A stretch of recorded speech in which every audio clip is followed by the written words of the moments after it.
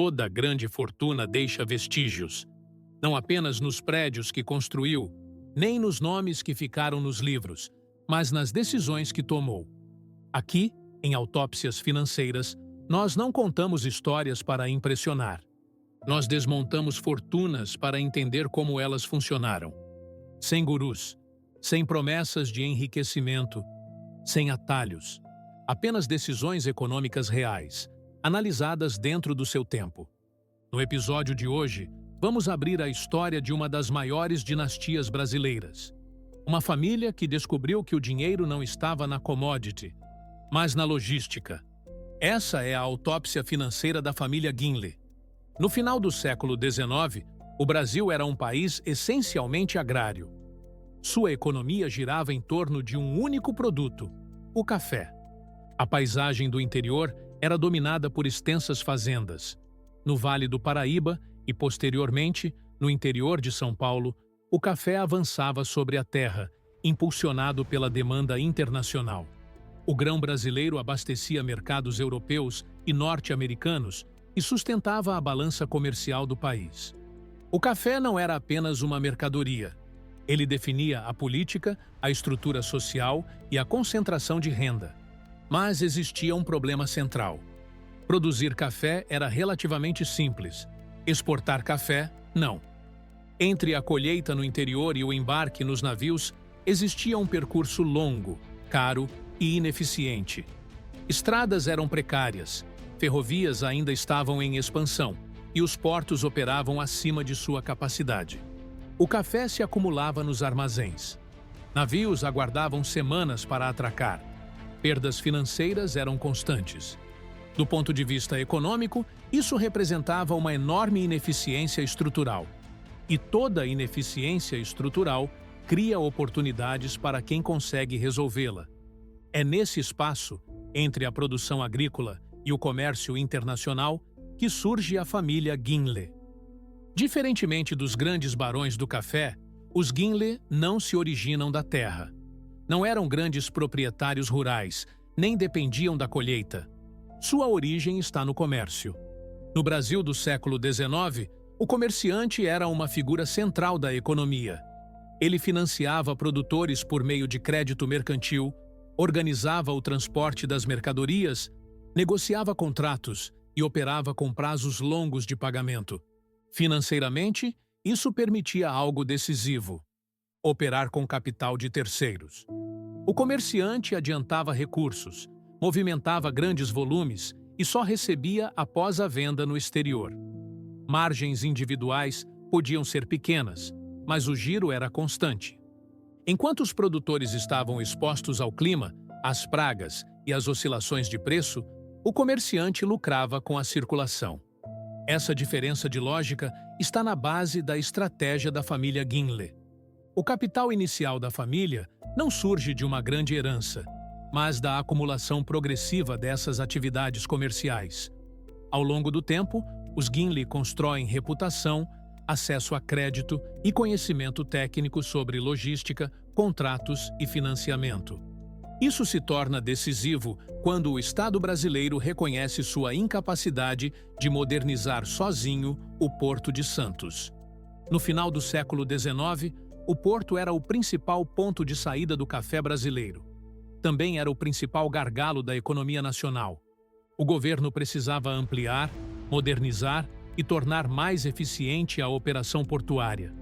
Mas não dispunha de capital, tecnologia ou capacidade de gestão suficientes. A solução foi recorrer à iniciativa privada por meio de concessões. A concessão do Porto de Santos não significava posse definitiva. Era um contrato que autorizava a exploração e a modernização da infraestrutura por um período determinado, em troca de investimentos e eficiência operacional. Para a família Guinle, essa concessão representava uma mudança radical de posição econômica. Até então, eles eram intermediários. Agora, passariam a controlar a infraestrutura. O investimento no porto não foi feito com recursos próprios acumulados, mas por meio de engenharia financeira. Consórcios, emissão de ações, captação de recursos externos e garantias contratuais permitiram viabilizar o projeto. O risco existia. Mas o modelo de receita era claro. Todo o café exportado passaria pelo porto, e cada unidade exportada geraria cobrança. Do ponto de vista financeiro, isso transformou completamente a natureza da fortuna. A família deixa de depender de margens comerciais variáveis e passa a operar um sistema de renda recorrente, diretamente ligado ao crescimento estrutural da economia brasileira. Enquanto o país crescia, o fluxo de caixa crescia junto. O porto funcionava como um pedágio econômico. Independentemente de quem produzia, quanto produzia ou a que preço vendia, a infraestrutura era indispensável. É nesse momento que a fortuna deixa de ser circunstancial e se torna sistêmica.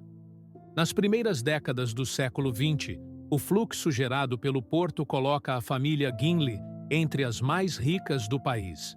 Embora não existam números consolidados precisos, historiadores econômicos concordam que a renda gerada pela concessão portuária sustentou um nível de riqueza compatível com os maiores grupos privados da Primeira República. Estima-se que durante 92 anos, a família abasteceu seus cofres com o dinheiro advindo da exploração comercial do porto, que chegava a render 24 bilhões de dólares por ano, em valores de hoje.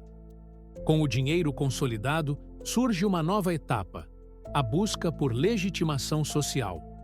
O Brasil vive a chamada Belle Époque. O Rio de Janeiro, então capital federal, passa por reformas urbanas profundas. A cidade abre avenidas, derruba cortiços, constrói teatros, hotéis e edifícios monumentais. A elite econômica busca se alinhar aos padrões europeus de sofisticação. Nesse contexto, a família Ginley passa a investir intensamente em artes e cultura.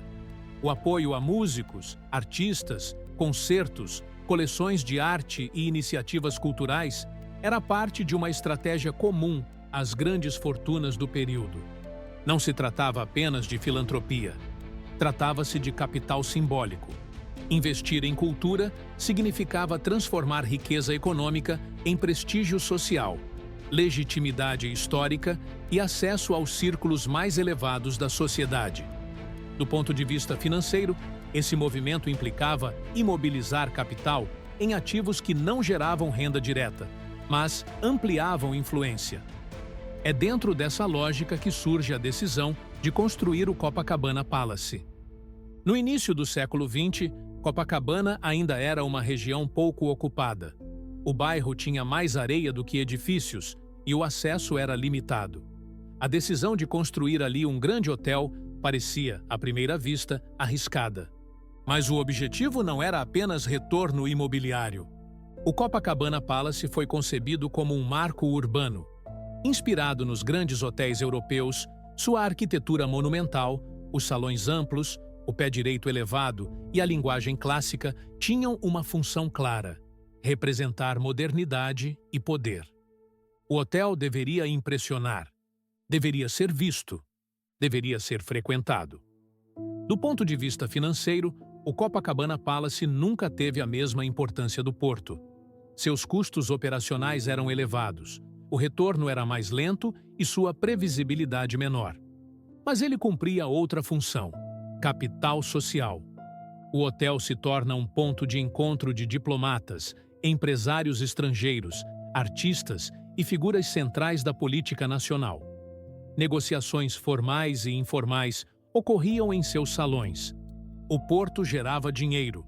O hotel consolidava prestígio. Durante um período, esse equilíbrio se sustenta. A partir dos anos 1930, no entanto, o contexto econômico brasileiro começa a mudar de forma profunda. O Estado se fortalece, amplia sua capacidade técnica e redefine o papel das concessões privadas. Infraestruturas estratégicas passam a ser tratadas como ativos de interesse nacional. A concessão do Porto de Santos é progressivamente revista, renegociada e, ao longo do tempo, encerrada. Não há um colapso súbito. Há uma transição institucional. Com a retomada do controle estatal do porto, a principal fonte de renda recorrente da família desaparece. Esse é o ponto central da autópsia financeira.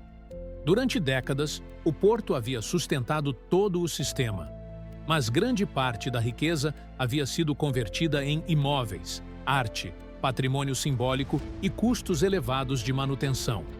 Sem o fluxo de caixa do porto, a família passa a consumir patrimônio. A sucessão entre gerações fragmenta os ativos. Cada herdeiro administra uma parcela menor da fortuna original. Os custos permanecem altos. A capacidade de reinvestimento diminui. Nesse contexto, o Copacabana Palace deixa de ser apenas um símbolo e passa a representar um ativo oneroso. Manter um hotel desse porte exige capital constante, modernização e adaptação a um mercado cada vez mais competitivo. A venda do hotel ocorre como parte de um processo gradual de desmobilização patrimonial. Não é um gesto dramático, mas uma decisão financeira para preservar liquidez. O hotel continua a operar, agora sob outra estrutura de capital. A família Gimli deixa de ocupar o centro econômico desse ativo. É após essa venda que surge uma das imagens mais reveladoras do fim da dinastia. Um dos últimos herdeiros conhecidos da família passa a viver no Copacabana Palace.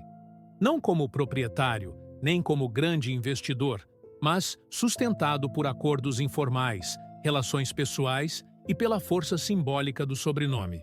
O local que havia sido construído como instrumento de poder econômico torna-se abrigo. O símbolo sobrevive mais tempo que o capital. A história da família Gimli não termina em escândalo ou ruína abrupta. Ela termina em esvaziamento progressivo. A dinastia nasce da leitura correta de um gargalo econômico. Cresce ao transformar infraestrutura em renda recorrente. E se encerra quando essa infraestrutura deixa de estar sob seu controle, sem que uma nova base de geração de caixa seja construída. Essa é a autópsia financeira da família Gimli. Uma história sobre decisões econômicas, sobre tempo histórico e sobre a diferença entre riqueza produtiva e prestígio duradouro. Se esse tipo de análise faz sentido para você, deixa seu like. Isso ajuda o canal a alcançar mais pessoas. E se inscreve para acompanhar as próximas autópsias financeiras. Até o próximo episódio!